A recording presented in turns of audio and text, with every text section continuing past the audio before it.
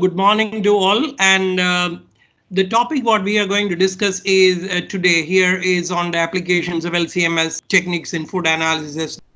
So when we talk about the food analysis, there is a continuous demand for the most robust, efficient, sensitive, and cost-effective methodologies.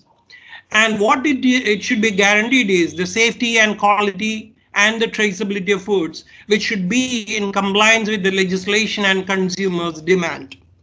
So long ago, we had many food analysis methods which are based on wet chemistry applications, but that has actually moved into powerful instrumental techniques for the past 10-15 years.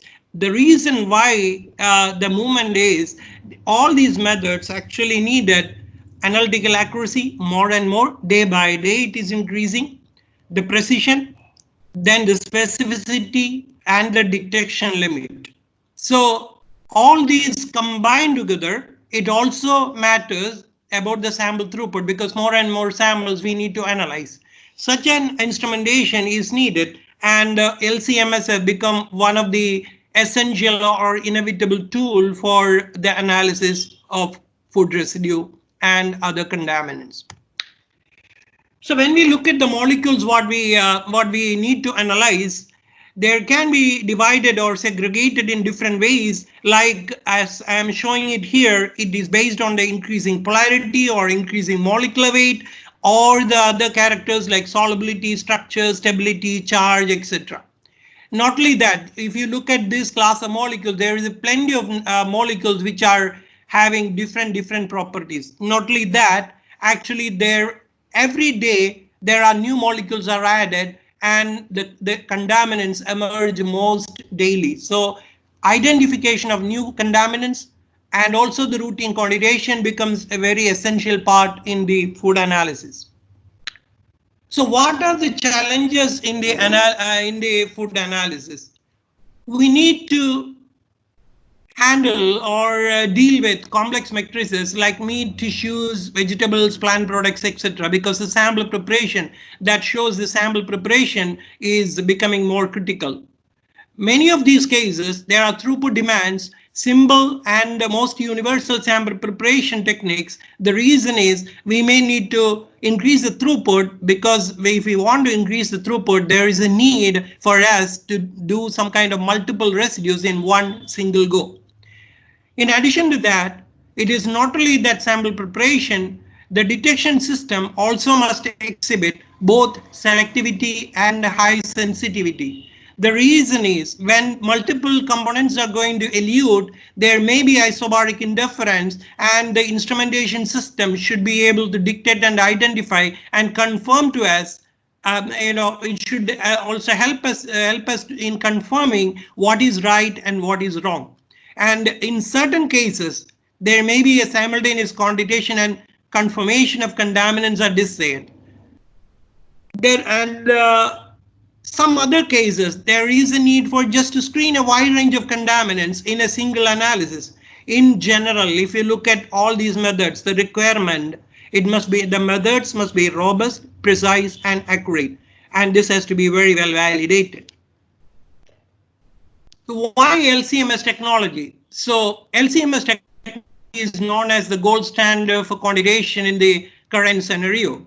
So when we talk about LCMS technology, it is called liquid chromatography coupled to a mass spectrometer, wherein the liquid chromatography helps us in separation of molecules and the mass spectrometer adds in the quantitation, which is the prime necessary for almost every food analysis. I'm not just confining it to the statement that mass spectrometers are only going to help only the quantitation, but also there are several other applications which we will cover in the due course.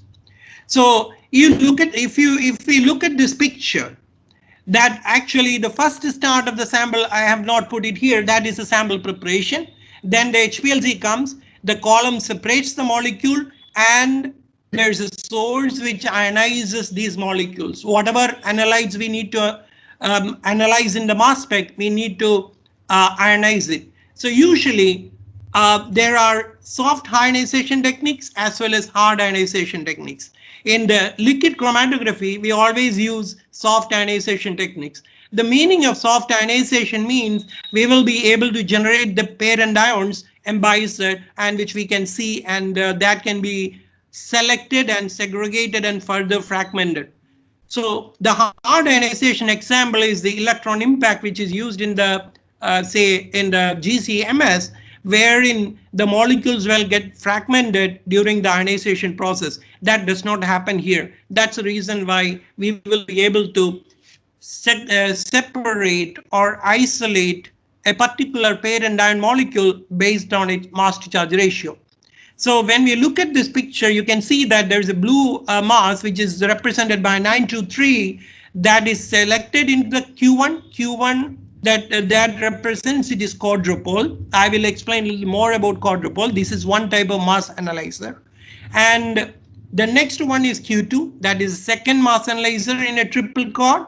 And there that actually acts as a collision cell where we can fragment the molecule, and Q3 we can define it to select which are the fragments which we need to do it or select it for the quantidation. So thus, depending upon the concentration of the molecule what is eluting out, the molecule is selected, it is ionized first, it is selected in Q1, it is fragmented in Q2, and Q3 will look for the registration of the fragment ions, and that is the data what we get, and the peak area will respond to the concentration of the molecule what is present in the sample. So why we need to do the fragmentation? Here are two molecules. One is benzocaine, and this I am using it as an example. It may not be the same in every cases, but there may be expectations in certain cases, but that is very, very rare. But it happens. So the benzocaine and ethanazamide are two molecules. If you look at the molecular formula, it is C9H11NO2. It has the same mass and the same number of double bonds, but below we have given the fragmentation pattern. So if you look at the fragmentation pattern, that differs a lot.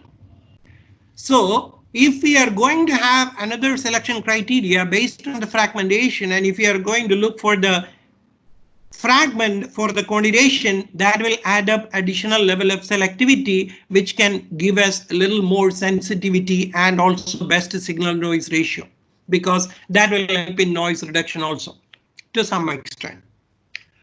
So this is a typical fragmentation pattern. So for the food analysis, we generally follow two fragments. We can select the highest intensity fragment, as in this picture it is 145. So that we are taking it as quantifier, and we can choose another one which is 117. It is the qualifier. One of the benefit in this is we can also take the ratio of these two ions, the quantified to qualifier area. Then that is also used as a selection criteria for the analysis. Now, if you look at the system components of the LCMS, so the system components, it will start with, first is we have to introduce the liquid sample to the ion source.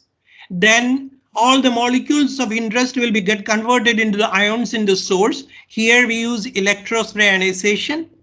And majority of the analysis of in the food, because basically these are polar molecules, we can do with the electrospray. In case there is a little bit sensitivity low for a medium level non-polar molecules, then there is another option called atmospheric pressure chemical ionization. So these two are soft ionization techniques. Once the ionization happens, this will be taken into the electric field, and all these quadrupoles will work under electric potentials. So there will be a pressure gradient. The ions will be pulled in through the interface. So the mechanisms are set to direct the ions to go into the Q1. Then the Q1 can select the ions, or it can be transmitted.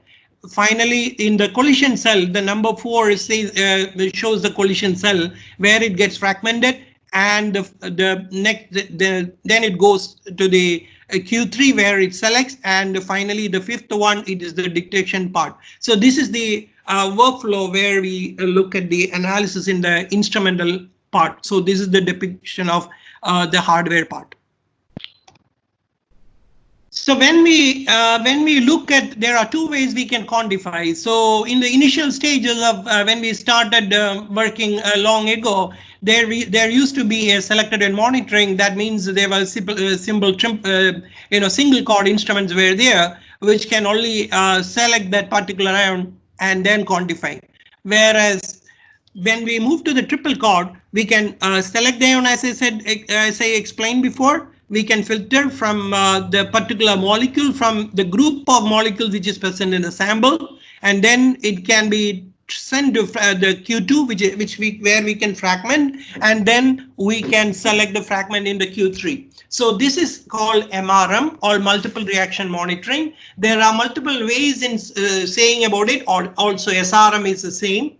So this is based on the MS. Now, when we look at an extracted window with a single MS, we can see that many of the extraction window allows many of the other molecules which are very close to the actual monoisotopic mass of the molecule also may come up. Whereas when we do a fragmentation, the fragmentation allows all the other components to get separated, and that brings the selectivity of the MRM analysis. So having said this, when we compare the selected and monitoring and the MRM, you can see this. The baseline will be very high, usually in the selected and monitoring, due to the other isobaric interferences, whereas in the MRM that improves very well, and that is the reason why the high selectivity in MRM will give us better signal noise ratio for any coordination. And this, because of that, it also gives better accuracy and reproducibility. Okay, and also the MRM detection provides a wide linear range for quantitation, and this is a more label identification using MRM ratios. As I said before, when we choose two of the transitions, we can take the ratio of those two transitions, and that MRM ratios should be well within certain limits. And these are the advantages over selected and monitoring. Okay, so what are the confirmation criteria that we get? I think many of you know about it, what we are following as per the regulation. One is the retention time. Second one is the Q1 parent mass, because that is the first selection point. Second one, then third and fourth are we are going to select two of the fragments, that is Q3 fragment 1 and 2. These are also called the quantifier and qualifier, and we can take the ratio of those, and this should be constant, and it should be constant in the sense there should be a range of somewhere around 15%, so it should be well within the limits. If it is not going to happen, that means there is some maybe the molecule can be different, or maybe having similar fragments, but fragmentation pattern may not be the same, and all these interpretations can be derived. So we are talking about mass spectrometers, and I was talking about quadrupole based mass analyzer, that is triple quadrupole. Now there are different types of mass analyzers, because there can be situations where we need to look for all the molecules in the sample. At that time, we need more full scan sensitivity or more efficiency in the scanning, whereas the selected and monitoring may not come very well. So when we look at this, the type, I would like to restrict to three types at the moment in this presentation. The first one is the quadrupole based mass analyzer, which can select a mass, scan a mass range, transfer the ions, and this works in unit resolution. Because of the capability of these instruments, of these mass analyzers to select a mass, these are the mass analyzers which is used for the quantization, and we call it as gold standard for quantization, and these are the workhorses in any of the quantization labs for routine analysis. Now, when it comes to the type of analysis, which is qualitative and quantitative, then comes the purpose of ion traps and the time of flight. So ion traps actually works a little bit better resolution compared to the quadrupole. So this has good scanning capability, because all the ions can be trapped and scanned, compared to a quadrupole, that wherein the quadrupole does select one ion, register it, and move to the next ion. So At one moment, only one ion will be stable in the quadrupole for scanning, whereas in the ion traps and the time of flight, the entire ions, a bunch of ions at that particular time can be transferred. So we don't lose much of the ions in the ion traps for the scan analysis. So that's the efficiency. You will see some of the data which comes in the coming slides for that. And then the next level is the time of flight, because most of the molecules, there are molecules, there may be molecules which we don't know. So unknown molecules, how do we identify? There comes the picture of accurate mass. That means we need to get almost close mass as the exact mass or the monoisotopic mass, that if we get it with the isotopic pattern, if the isotopic pattern is well resolved, that gives the high efficiency and the high resolution. So such kind of mass analyzers are essential for unknown screening, and also in certain time if we want to confirm with much more clarity. So those are based on accurate mass platform. So these are three different mass analyzers which we will discuss today, and the ion trap which I am going to discuss in today's presentation is based on quadrupole based, and it is not a 2D ion trap. It is based on a linear quadrupole based ion trap, which is unique for SciEx, because we can convert a triple quadrupole instrument to a trap by adding additional hardware features in the third quadrupole. So it is not going to remove any of the triple quad capability. All the scan functions will be the same, but it actually adds up some function in the Q trap. That's called Q trap, and that's what we will see in the coming slide also for in this presentation. So let me move to the next one. So with the general, one more point I would like to add in this slide is the ionization techniques generally used with LCMS instrumentation are electrospray. As I said before, this is a soft ionization. APCI, APP and MALDI are very, very rarely used, not for application in the small molecules. APPI is very limited because such kind of molecules usually people used to choose to go with a GCMS. MALDI is for peptides and other molecules. Yes, there may be an opportunity to do small molecule analysis, but still most of the cases are in research stage only now also. So the widely used ionization technique is electrospray, then comes APCA. Okay.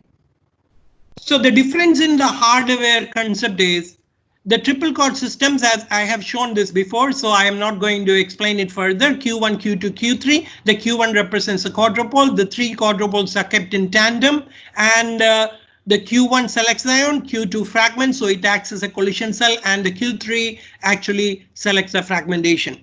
Similar to this, the ion trap, the linear ion traps also does the same, but we will have an additional hardware in the Q3 which can convert that into trap, which I will explain it in some of the coming slide.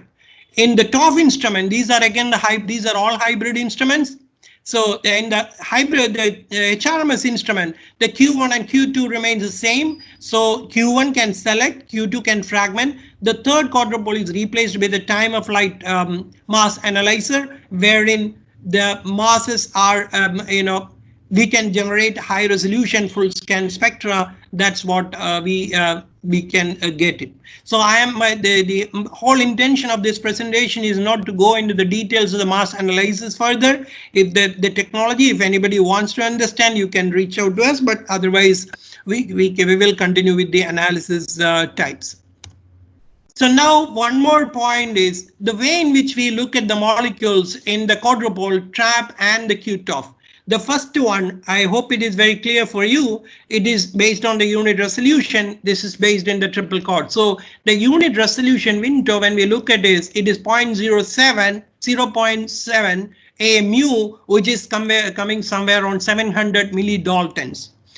Whereas in the Q trap, we can generate a little better isotopic pattern, and this is in the Sandwood mode again. So when we look at it, the isotopes are a little bit better resolved in the Q trap, and this resolution or the width comes to 0.3 AMU between the peaks. So we can easily separate out even doubly charged peaks or triply charged peaks in the Q trap to look at the isotopic pattern, wherein when we move to the high resolution mass spectrometer, we can easily separate the isotopes, and there will be a sufficient gap between them. And here actually the resolution is close to 42,000, which has a peak with around 50%, full width at half weight is somewhere around 0.01004 AMU. So that's a resolution which you can get in high resolution TOF analyzer. Therefore, we can derive at the elemental formula based on the accurate mass of all the three isotopes.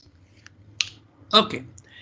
Having said this, I would like to introduce the mass analyzers at the moment, which is available from SciEx. So starting from 3500 series, we have 4500, 5500 plus, and 6500 plus, and the recently introduced 7500. Why there is an array of so many number of instruments which is increasing in number? That actually suggests there is an increase in the sensitivity and the ability of the instrument to go to the sub-picogram level. For example, if in this presentation we will focus either on 3500 or majorly on 3500, the triple core data, and also in some cases the 45 or 55. But at the same time, we will be able to demonstrate from the data that even the lowest sensitive instrument in the series is really capable and sensitive enough to cater all the MRL and the regulations what is at the moment available by the regulations. Then when we move to the 6500 plus, we have analyzed certain molecules up to 75 femtogram per ml. And now we have 7500, which we need to test it. It is what some of the data in the what we have is it suggests that it is almost 6 to 8 times, depending upon the molecule, which is more sensitive than the 6500 plus. Now coming to the LC systems, what we have are, we also have capillary electrophoresis systems. We have 3 different ranges of flow which we can manage. One is nano LC, micro LC, and the usual UHPLC. This is the Exxon LC. And the top systems what we have are 5600 plus and 6600, which are the floor models. The picture looks the same for both, but the difference is in the sensitivity and the speed. And one benchtop model which is called X500R or B. And these are the 3 models, actually 4 models, X500R and X500B, which looks the same as the picture on the right hand side in the bottom corner. So I have not put it separately. So these are the entire instrumentation what we have from SciEx for the liquid chromatography mass spectrometry analysis. What are the key features which can improve the SciEx for the sensitivity, SciEx instrumentation in the sensitivity? Particularly, all these are new based on the new hardware design. And one is the Turbo V source. We have SciEx have got the credibility in starting with the best ionization source way long back. And we have modified it, has undergone a lot of changes to reach to Turbo V ion source now. And you can see this picture now. And this is the robust source which we are using it again. We have modifications in this source also depending upon the model. For example, the 6500 plus what I have shown in the previous line has got a totally much more advanced than this. And the source which comes for the 7500 is more advanced. That is the latest one. So depending upon the model, there may be differences in the source, but the Turbo V source is common for the 3500, 4500, 5500 platforms, and for the 6500 platform, it is turbo iron source. Turbo iron source. So that is iron drive source. That is turbo iron drive source. So that I am not sharing it here.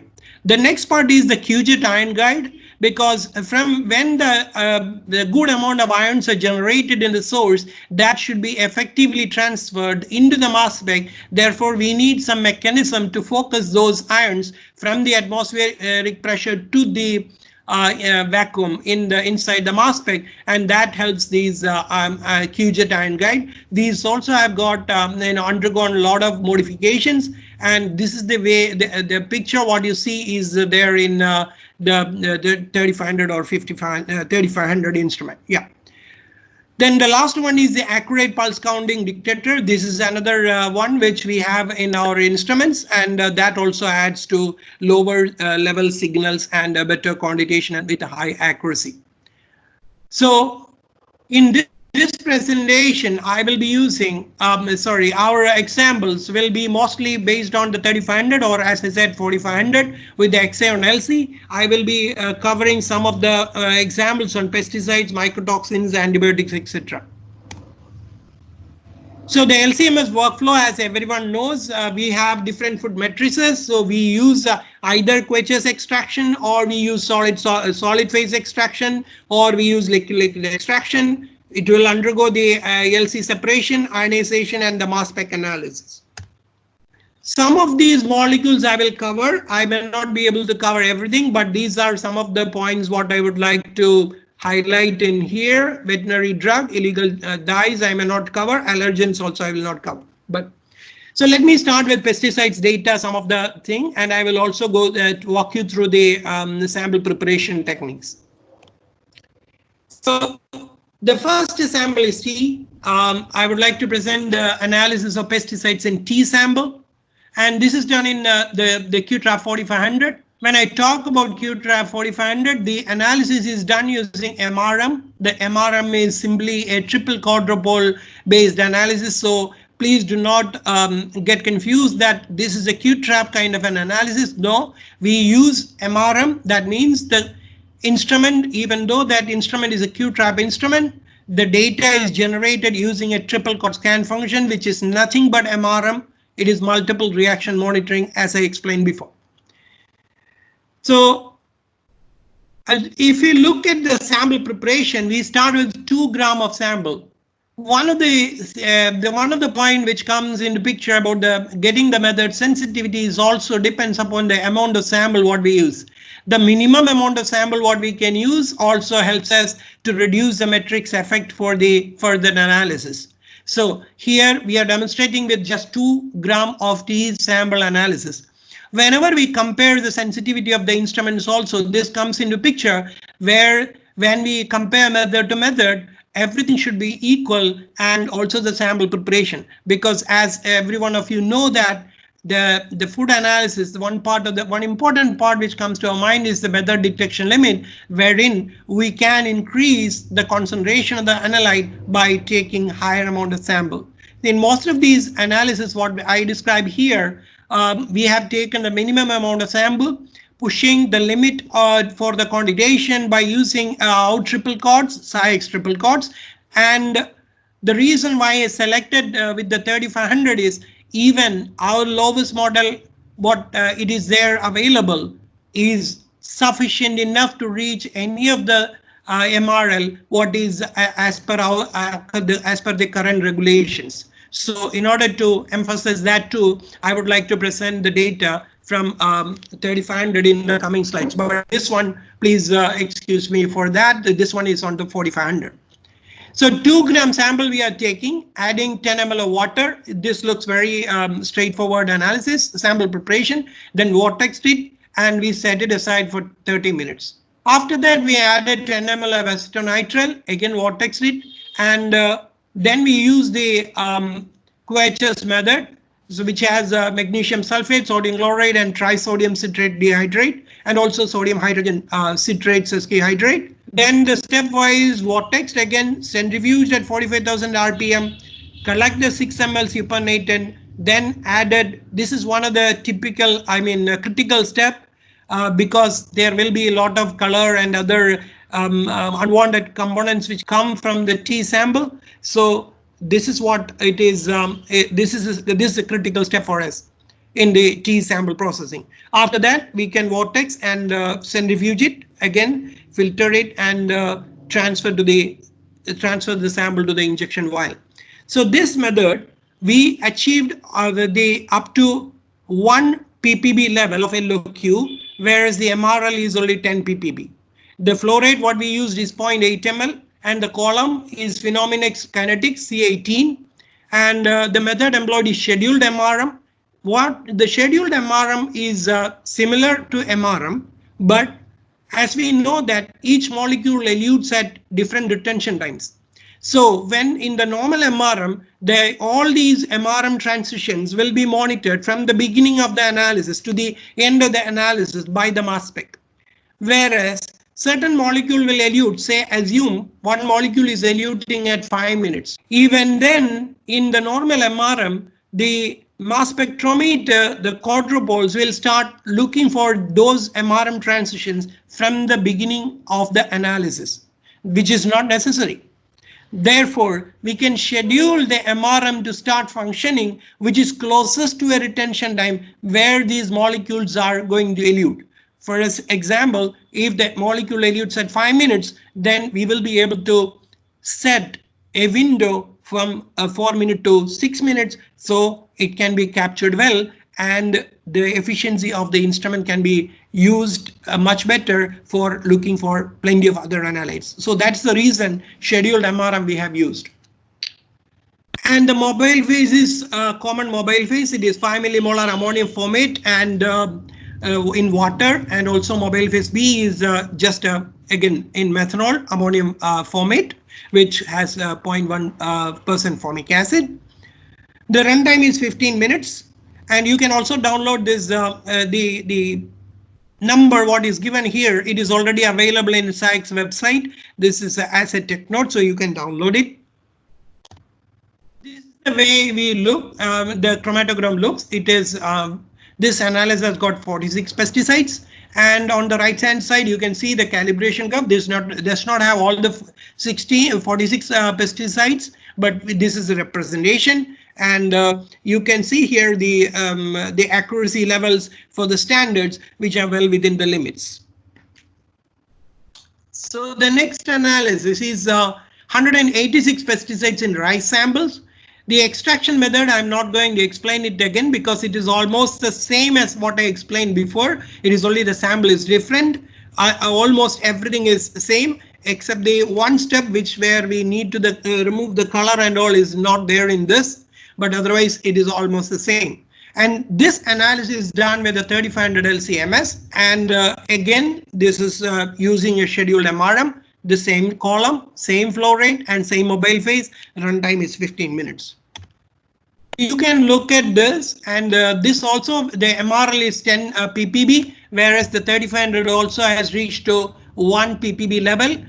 So this is well below the MRL or the regulation required. Even though we use 3500 triple chord system, we can do to the best level possible, which can comply with the regulatory requirements. And this is the 5 microgram per kilogram or 5 ppb peak. You can see that it has a good intensity. So it is not only the signal noise ratio, we also need to look for the intensity of the peak, because there are plenty of ways in which we can calculate the signal noise ratio.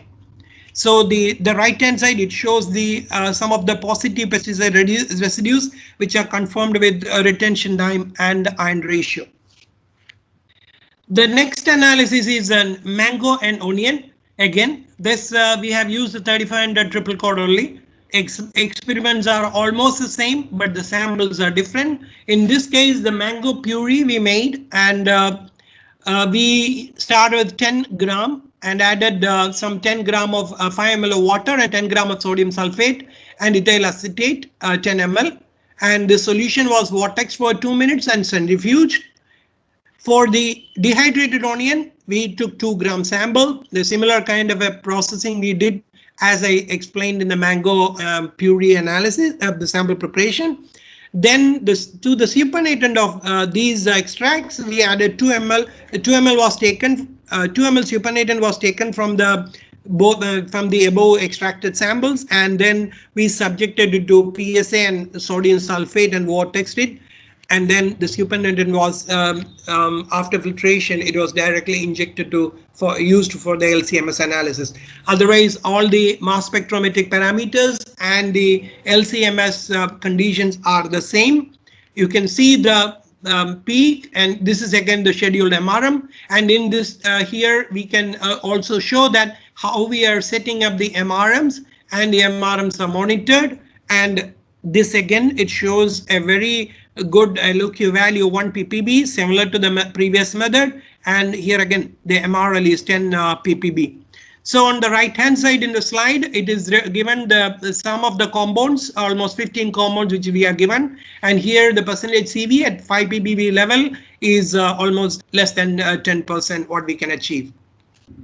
So when we next one is pepper and the acetamiprid and prochlorus analysis in pepper. This is one of the recent requirement which was recent means almost close to 1 year I can say by the FSSA, and we have this method. This again we did it in 3500. Here we have used only MRM because this is only we focused on 2 molecules, and the column and other chromatographic conditions are almost the same. Here we used a 2 gram sample. As you can see, we are using the minimum amount of sample, and then we added same Quechas method of extraction, followed by the reconstitution of the samples and centrifugation to collect the upper layer, and we analyzed that using the LCMS. So this is again MRM. So you can see the LOQ level. We can get the at 1 ppb level of acetamiprid, at which is eluting at 4.29 minutes, and the prochlorus you can that is at 5.43 minutes. And here again the LOQ was 1 ppb, whereas the MRL is 10 ppb. Please remember, we have achieved this LOQ starting with the very low sample amount of 2 gram. Okay, because that actually plays a big role in setting up the looking at the instrument sensitivity also. The calibration range we used is 1 to 100 ppb, and percentage CV was less than 10%, and accuracy was somewhere close to between 80 to 110, which is well within the regulatory limits. And yeah, so this again shows the ability of that instrument to go well beyond the MRL for the quantitation. So far we talked about pesticides. Let me move into some of the antibiotics. We will start with milk and honey because the extraction method is almost the same. We use the same amount, and this also it is already published as TechNote, so you can download it with this number. If you look at, you will be able to download from the sites, or if you type even Google streptomycin dihydrostreptomycin analysis using SAIX 3500 LCMS, you can download it. So we start with 1 ml of milk, and the extraction is quite simple. We are adding 0.4 ml of 10% TSA, vortexing it, centrifuging it, and then filtering and transferring the sample into the injector vial. So it is the sample extraction is quite simple, and even with 1 ml of milk sample, we can go to a LOQ of 10 ppb, whereas the MRL is somewhere around 200 ppb in milk. So these are the peaks. This is a streptomycin, and this is at 10 ppb level. You can see good intensity and also best noise levels for the analysis and the calibration curve. So the linearity range is 10 to 100 ppb, and the percentage CV is again less than 10%. Accuracy is also well within the range. Moving to chloramphenicol, this is again the same method. Extraction method, we are keeping it the same for even milk, honey and meat, because most of the places where the sample changes, if some of the customers are coming back with the request that can we use a similar kind of extraction method, will we able to get the analysis done, or we need to do. So most of the cases we are trying to adopt to similar kind of technologies. I am not saying that it is possible every case, but certain cases, yes. Some of the cases what we are giving, explaining here are such kind of analysis. So this method can be applied to milk, honey and meat. And this is again MRM, not scheduled MRM, because this is only one single analyte what we are using. And here the phenomenic synergy fusion column we used. Flow rate is 0.4 ml, and the mobile phase is just water and acetonitrile. The runtime is only 5 minutes. So if you look at the chromatogram, here you can see the MRL is 0.3, whereas the required and LOQ is 0.1 ppb. So using the 3500, we can easily achieve the required MRL with the minimum amount of sample. Of course, if you want to go further down, yes, we can go. Maybe if you change the amount of sample to 1 to 5, we can go still down. And even if with this 0.1 LOQ, you can see a good amount of signal, which is differentiated from all the metrics components. So this is the way 3500 can perform for the analysis of chloramphenicol for honey or milk, or honey, milk, and meat. Okay. So now moving to sulfonamides, this is again an example with the 3500. I think this is a normal protocol for sulfonamide extraction. This is nothing to highlight in this. Very simple and straightforward analysis. Whereas you can see that we have taken only 1 gram of honey, or even if it is milk, it is 1 ml of milk is sufficient enough to look at it. This has been spied and tested also for recovery, and this is actually, these methods are running at some of our customer places also. So this is well established methods, and starting with 1 gram honey, the instrument is again 3500. There are 9 sulfonamides which we used in the study, and this is the chromatogram. And also here again the MRPL, which by the regulatory is 10 ppb, but we have achieved up to 1 ppb level.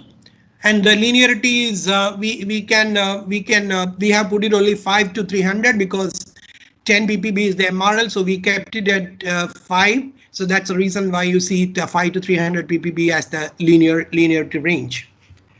So these are some of the calibration curves from 0.5 to 300 ppb.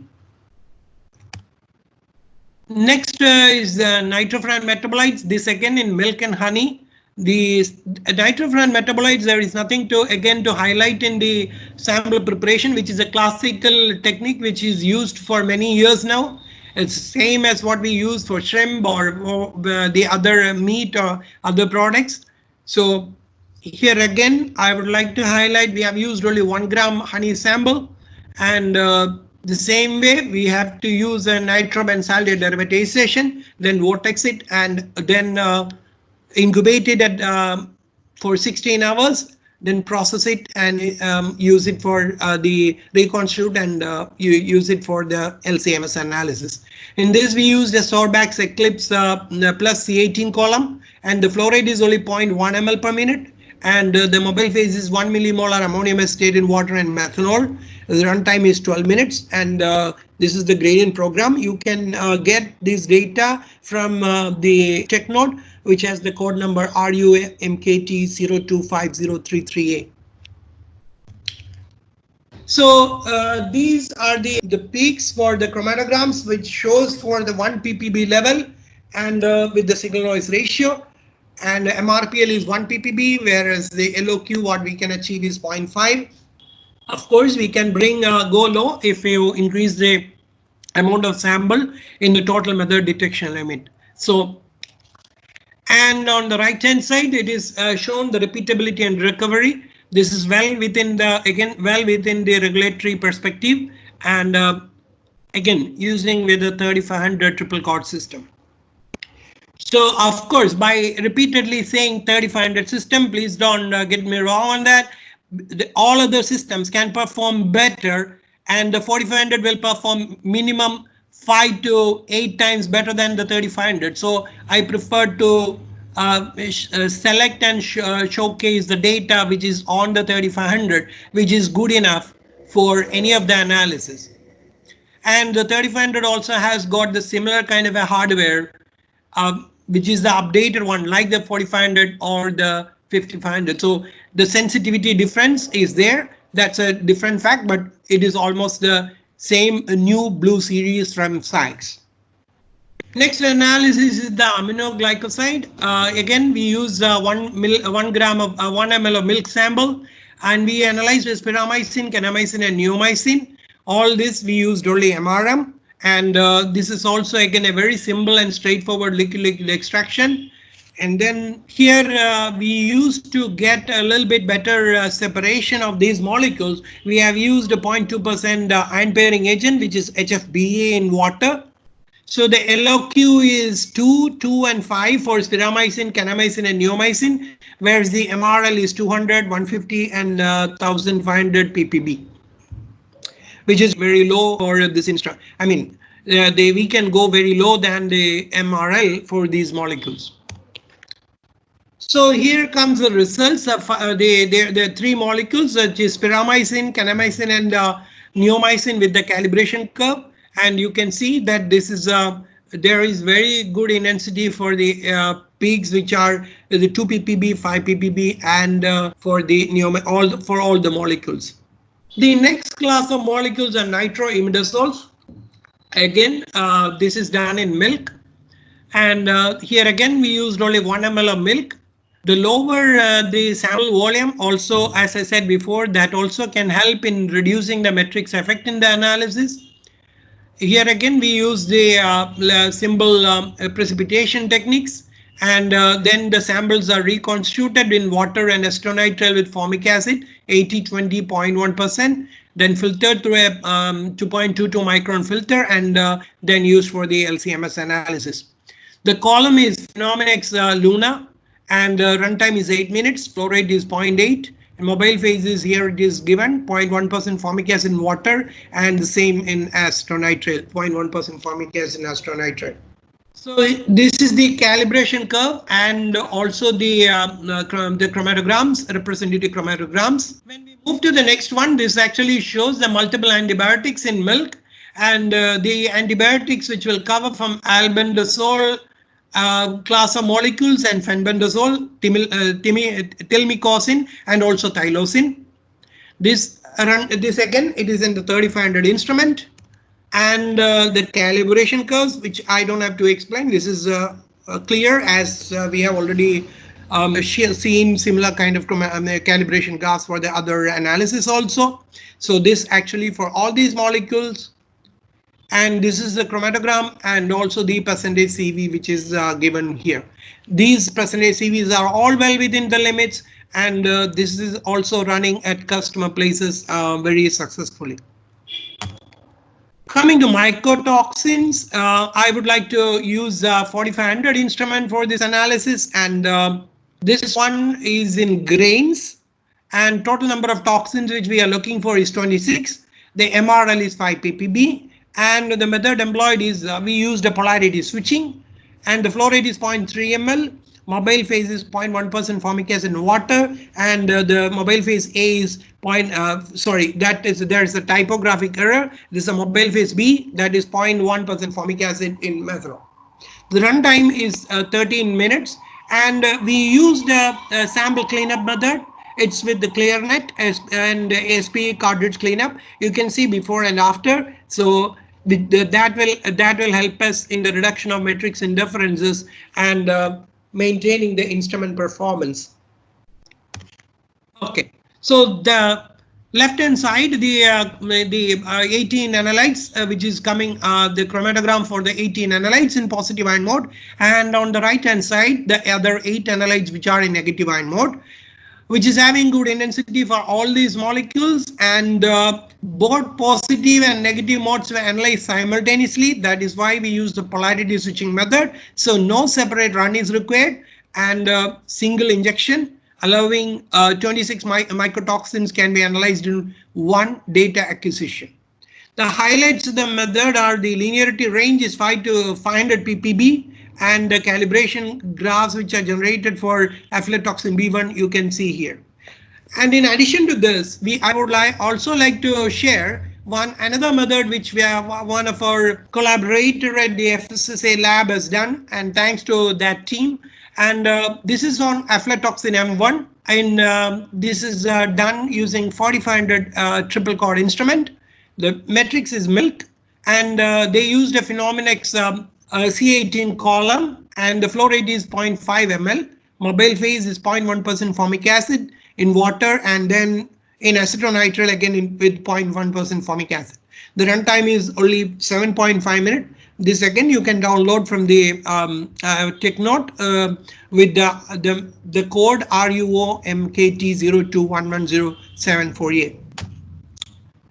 So the highlights the method. The chromatogram is on the left hand side with the signal noise ratio 199 at a 0.5 ppb level. In the middle pane there is a calibration curve, and last it is showing the MRM ratio, and which is well within the limits. So I shared a lot of examples which is done either in 3500 or 4500. Majority were in 3500. Still I have given some examples with the 4500. Now what are the confirmatory criteria that we always look into? Everybody knows about it. I don't have to share that, but still first one is the retention time, second one is the parent mass, third and fourth are the fragment masses and the ratio of the peak areas. But in certain cases, even though we have all these precautions of careful sample preparation and the analytes, which are the stable and rugged chromatography, separation and everything, we may end up in situation where the MRL ratios fail. So the advantage of the MRM on the triple chord is it is fast. It can analyze hundreds of analytes in a single injection. It is sensitive and specific. Q1 and Q3 masses actually maximizes the signal noise ratio, and that's the reason why it is called best solution for quantidation. In addition to that, as I said, ion ratio also helps in confirming the compound identity. Also, we can get a wide dynamic range, but there may be situations where MRM ratio can fail. What we have to do, we may have to redo the analysis, or maybe we need to do a standard addition. That again adds up to work and extra instrumental time. So sometimes the concentrations can be outside the linear range, or possibly there can be interfering peaks. So the MRM, even though it is based on the product ions, that is not going to give a straightforward answer based on the structural information.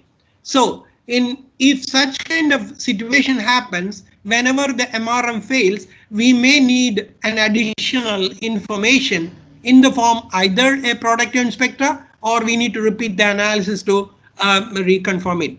So why the question of detailed product ion spectra comes into picture? Because a detailed product ion spectra is the fingerprint of the molecule, and if we have that, then we will be able to search against a library for the confirmation. Therefore, instrument based, we can actually generate library based on the product ion spectra. That is unique for SciEx, because we can generate the product ion spectra simultaneously.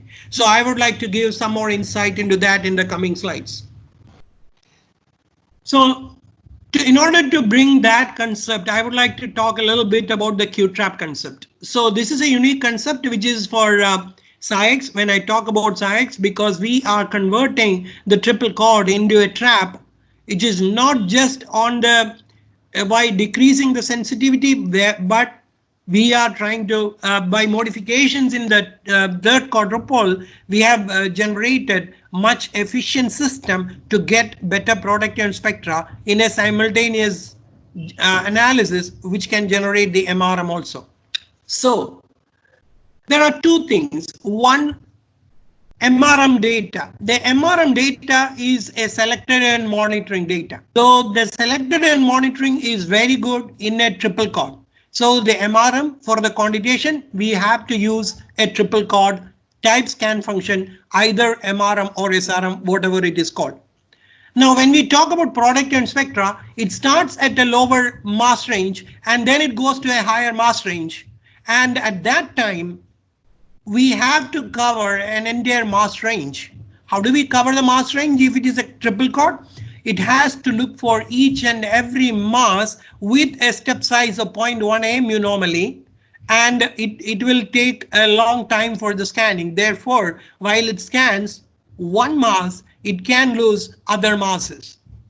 So that efficiency of the quadrupole is not going to help us to get the best sensitivity for a full scan data. So that's the reason if we add or build up the ion trap capability in the third quadrupole, we can scan all the ions, whichever is coming, by trapping. That's what the Q trap is. So when we talk about full scan spectra, the 3D ion trap or 2D ion traps are much better. Whereas for the MRM sensitivity and the neutral loss or precursor ion scan analysis, the triple quads are better. But when we talk about Q-trap, actually that has all these capabilities together. It can give you a better full scan data, and it can give the same MRM sensitivity as the same type of instrument. By saying so, what I mean is, assume that we are using a triple quad 4500 instrument. We are going to generate a linearity and a LOQ value. So the scan function is MRM. Now I have another instrument which is a 4500 Q-trap. So if I generate quantitation data in MRM in the 4500 Q-trap instrument, how much it is different from the 4500 triple? Actually, there is no difference, because whether it is a 4500 triple quad or whether it is a 4500 Q-trap, the scan function has to be MRM, because that's a universal definition for quantitation. If we use MRM, that can be done only and only by a triple quad setup, and that is where the quantitation remains the same. So the same type of MRM, what we do in a triple quad, can be done in a Q-trap, because the scan function is the same, no difference.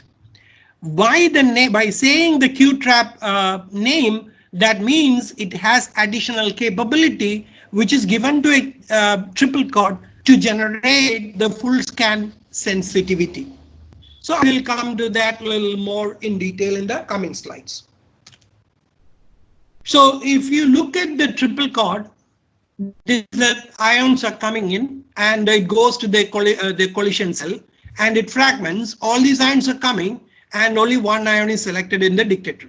So if you want to get the product and spectra, actually this is the same way. It will select one ion at a time and generate the product and spectra. Wherein when we look at the Q-trap, so the ions, the lower one, if you focus on, all these ions are going in, it is trapped, and then it is scanned sequentially. Therefore, the sensitivity of product and spectra will be much higher. So this is what the capability of the Q-trap.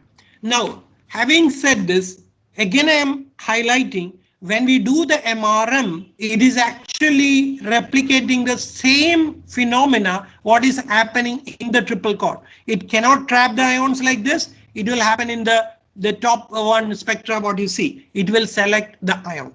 So there is no difference in the quantitation by MRM. Either it is done by a triple quad or a Q-trap instrument. So now what is the benefit of Q-trap instrument? So let us look at some of the data. Before going to the data, I would like to explain certain workflows which is unique to the Q-trap systems. We call it as information dependent acquisition. So what we mean by information dependent acquisition? The acquisition based on the information of a parent scan. That means a survey scan. For example, and assume that we are doing a quantitation. There we are using MRM. The MRM can be used as a survey scan. That means based on the MRM data, we can set certain criteria to generate a product ion spectra. That product ion spectra generation will happen in a trap scan function, whereas the MRM will run in a triple quad scan function. How can it be possible? The reason is Sykes Q-trap instrument can switch between the triple and the trap within 1 millisecond. It does not need much time, and quickly it can revert back to any scan function to triple also. So this is the software feature which is helping for all of us to analyze using both selected and monitoring mode of a quadrupole and the ion trapping efficiency to generate better full scan data. Then the next question is, can we use a real-time dynamic background subtraction? Because that also will help to improve the data? Yes, we can use it. We can use intensity criteria to select. These are the MRMs that it should direct to product and spectra. So by saying that, what I mean is, assume that there are 10 molecules which is coming in the analysis. So we are looking for 10 MRMs for the particular run. When we run that MRM analysis, as soon as one of the molecule is identified or the MRM is triggered, it sends a message. The software sends a message. We need to generate a product and spectra because it identified one of the MRM. Then quickly switches to 1 millisecond. It takes somewhere close to 20, 30 or 50 millisecond to generate a product and spectra and switches back to the survey scan, which is MRM. So that is the way we generate. We don't, so there is no limit for the number of product and spectra that can be generated. There is no limit for to add a few other scan functions also along with this workflow. So this is the workflow what we use. So these are the scan functions which are available for the QTrap. So we can add multiple scan functions. So in case if you need, you can connect with any of us, our team in our labs. So I'm just proceeding to the next slide. So when we look at the product and spectra, which is in the on the fly, that is on the LCMS scale for the QTrap system and the triple Chord system, you can look at the first one. This is almost 970,000 CPS, whereas the lower one in the triple Chord is only 40,000. This is the enhancement in the product and spectra by gaining the trapping and obtaining the data. So when we look at these two chromatograms, which is both are, one is standard, which is having an MRM ratio of 0.63, and another one with the MRM ratio of 0.5, you can see that MRM ratio is not matching. How do we confirm that? So if you look at, if we have a product and spectra, then we will be able to confirm it much better, because that can that we can send it to a library search, because we have inbuilt a library for pesticides and antibiotic residues. So this is another example. So the first one is there is again a confusion on the concentration based on the MRM ratio. And if you look at the library spectrum of metalaxyl and below the sample is not matching. So that adds up the additional confirmatory level. So the question comes here is, can I do MRM and the product and spectra in one go? Yes, it can be done. That is the reason why I was explaining about information dependent acquisition. Second point is, does it take extra time? No, it cannot take extra time, because this is quite fast in switching between the triple trap scan functions and delivering the data. So this is another example of confirmation using library search. This is another example. So the library fit, and so the benefit of total using the QTrap is, it is not only just to quantify using MRM with the calibration curve and all of the parameters based on similar to what we can generate from a triple Chord, we can also get a product and spectra if the compound is present.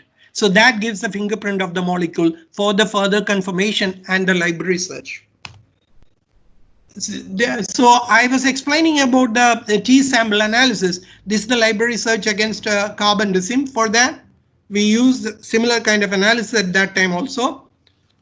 This is another example of pen-buconazole for library search. These are all from the 4500 QTrap data. Okay. Now, what is the additional advantage of QTrap? We can use the identification with the MSMS library searching, and that will increase the compound ID. Now, let me talk a little bit about HRMS also. HRMS is, we can use it for accurate mass measurements, which will help in determining the elemental formula. We can use it for collection of a full scan spectra. That will give a greater insight into the composition of the sample. And we can generate high resolution product and spectra, and that will give an insight into the structural information. Also, it will give the freedom to measure compounds without previous compound tuning. Targeted screening can be done, non-targeted screening can be done. We can also do a cross-check between comparison of different samples using statistical tools like PCA, principal component analysis. There is a possibility to do a retrospective analysis, and also we can do a high resolution quantitation. So some of the examples I will show it here, and these are the instruments. So you can see the instrument hardware. The first is the quadrupole, second is the collision cell, and the third is the TOF tube. So we have two models, as I said before. We have triple top models and the expanded series. Expanded series are the benchtop models. And the flight path slightly varies in these two instruments. One is you can see it is like a V, and the other one is in N. Here again, as I said before, we use the IDM method because we always do TOF-MS and MSMS, because the MSMS data can be used for library search and confirmation with the library product and spectra. We analyzed cardamom sample and chili using this. These are total line chromatograms. What you see, we can do the extracted and chromatogram of any of the pesticides based on the accurate mass. So this is the table after the analysis. So you can see the retention time, and also you can see collision energy, declustering potential, etc. So this will give you a much more specificity, because the extraction window what we use will be changing from 0.7 AMU to somewhere close to 0.002 Dalton. This is the calibration curve, and those are the below, which is that chromatograms of the extractor, and this is thiacloprid in chili. And what we have is, if we have the list of molecules, we can do the extracted and chromatogram based on the elemental formula and the exact mass. When we have the TOF-MS and MSMS, we can use the library search. So this in the below pane, the lowest one, left hand side it shows the isotopic pattern of the identified molecule, and the right hand side it shows the product and spectrum matching with the library. So this gives us an additional confirmation for anyone to confirm. In addition to that, we have a software feature. If we identify some molecule, we can put the mol file and we can compare the theoretical fragmentation pattern with the measured fragmentation pattern. This is another example. So this data is the extracted and chromatogram for molecules from a sample, which is we used a library of almost 600 pesticides. And the question is, do all these compounds that truly represent pesticides if you use only TOF-MS, because there can be isobaric molecules when a certain kind of plant materials are analyzed for pesticides. So the answer is the molecular, if we have the product and spectra, the comparison with the measured fragmentation pattern with the theoretical fragmentation pattern will help us to prove it much better without any doubt. So this is another analysis of paneer analysis. We tried to look for antibiotics in it. The sample preparation, I'm going to skip it because of the restriction in the time. As you can see, we have used almost 4 or 5 different libraries for antibiotic, pesticides, and mycotoxin. And we could find progesterone, and also one of the antibiotic, which is albendazole. You can see this is progesterone, which is found in all samples, so that should be present because it's milk. So the next one is another analysis, similar kind of analysis, which is fruit juice. We have a list of so far, actually, I should highlight this. So far, we were talking about the molecules which are not beneficial for the human health. Now, can we look for molecules which are beneficial for human health in using this kind of analysis? Yes, we can. This is a fruit juice analysis. We are looking for bioactive compounds like anthocyanidins, phenolic compounds. This is a list of anthocyanins. We have, you can see the elemental formula and the mass. This is the accurate mass. And also here phenolic compounds and organic acids. So we can use to generate all the extracted ion chromatograms for these molecules, and then the confirmation based on the parent ion isotopic pattern and also the fragmentation pattern, then comparison with the mol file for predicted fragmentation compared with the measured fragmentation, we will be able to confirm those molecules. So similar to that, we used for different molecules.